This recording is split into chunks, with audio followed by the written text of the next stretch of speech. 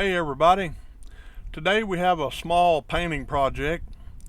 I'm wanting to transform the table that used to sit under the upper right hand top box that you see in the picture. That was supporting that top box for over a year, and I ended up buying a full-size cabinet to match the top box. So I removed this heavy-duty table out of my shop, and I want to put it out in the tractor shed so I can use it as a workspace.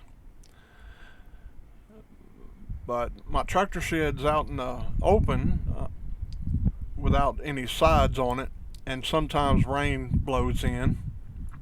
So I wanted to at least protect it a little bit, but also match my current toolboxes.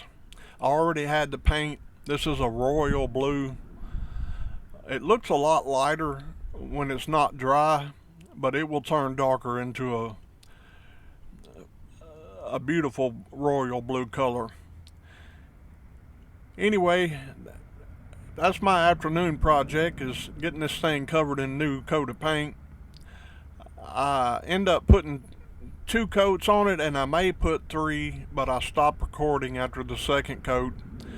This first coat is basically a soak-in coat.